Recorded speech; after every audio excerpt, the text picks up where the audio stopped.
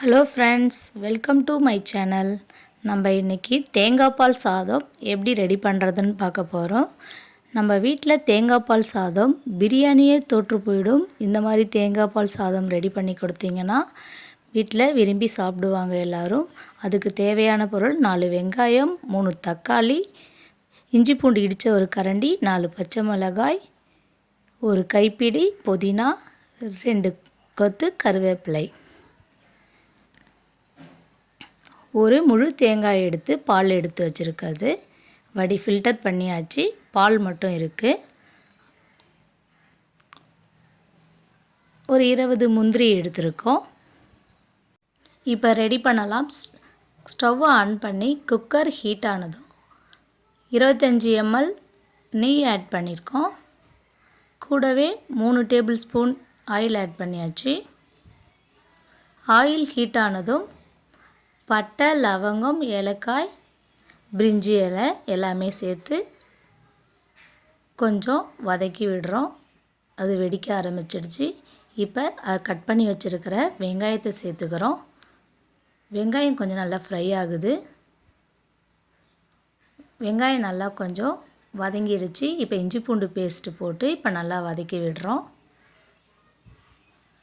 இப்போ இஞ்சி பூண்டு பேஸ்ட், வெங்காயம் எல்லாம் வதங்கினதுக்கப்புறம் நம்ம கட் பண்ணி வச்சுருக்கிற 3 பச்சை மிளகா சேர்த்துட்றோம். கூடவே தக்காளி நம்ம ஆட் பண்ணிடுறோம். இப்போ எல்லாத்தையும் கொஞ்சம் நல்லா வதக்கி எடுத்துக்கலாம். முந்திரி நான் முன்னவே சேர்க்கலை எண்ணெயில், அதனால் இப்போ சேர்த்துருக்கேன். கூடவே புதினா கருவேப்பிலையை இப்போவே சேர்த்துடுறோம். நம்ம ஃப்ளேவர் கோசம் இப்போவே சேர்த்துடுறோம். சேர்த்தாச்சு. இப்போ நம்ம பால், தேங்காய் பால் எடுத்து வச்சுருக்கோம் இல்லைங்களா, அதை நம்ம இப்போ அளந்து ஆட் பண்ணிடலாம். நான் 1 டம்ளர் அரிசிக்கு 2 டம்ளர் தேங்காய் பால் சேர்த்துருக்கேன். இப்போ நான் 3 டம்ளர் அரிசி சேர்த்ததுனால 6 டம்ளர் தேங்காய் பால் இப்போ நான் விடுறேன். நீங்கள் உங்களுடைய வீட்டில் மெஷர்மெண்ட்டுக்கு ஏற்ற மாதிரி ஆட் பண்ணிக்கலாம். தேவையான உப்பு இப்போ சேர்த்தாச்சு. இந்த டைமில் நான் அரிசியை ஃபஸ்ட்டே கொஞ்சம் முன்னாடியே ஊற வச்சுருக்கேன். ஒரு மிக்ஸ் பண்ணிவிட்டு இப்போ குக்கர் மூடி போடாத பிளேட் மட்டும் போட்டு க்ளோஸ் பண்ணி வச்சிடலாம். ஒரு கொதி வந்துடுச்சு. தேங்காய் பால் எல்லாம் கொஞ்சம் நல்லா திரிஞ்ச மாதிரி இருக்குது பாருங்கள். பயப்பட தேவையில்லை, இப்படி தான் இருக்கும். இப்போ இந்த டைமில் நம்ம அரிசியை ஆட் பண்ணிடலாம்.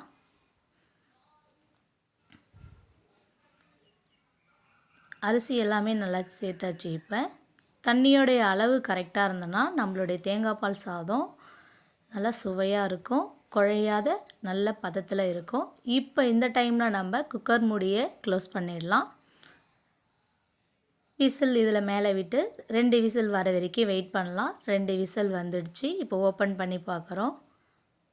அவ்வளோதாங்க. இப்போ நமக்கு சுவையான தேங்காய் பால் சாதம் ரெடி ஆகுது. மேலே லைட்டாக கொத்தமல்லி இலை ஆட் பண்ணி நம்ம 25 கிராம் ஃபஸ்ட்டே ஆட் பண்ணியிருக்கோம். இப்போ சும்மா ஒரு கரண்டி அளவுக்கு மேலே நெய்யை ஆட் பண்ணி இப்போ ஒரு மிக்ஸ் பண்ணிடலாம்.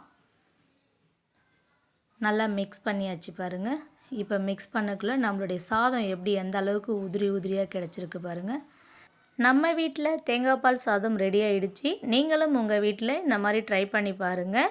இந்த டிஷ் உங்களுக்கு பிடிச்சிருந்துன்னா லைக் பண்ணுங்கள், ஷேர் பண்ணுங்கள், கமெண்ட் பண்ணுங்கள், மறக்காமல் சப்ஸ்கிரைப் பண்ணுங்கள். தேங்க்யூ ஃபார் வாட்சிங். நான் உங்கள் கலை. நன்றி, வணக்கம்.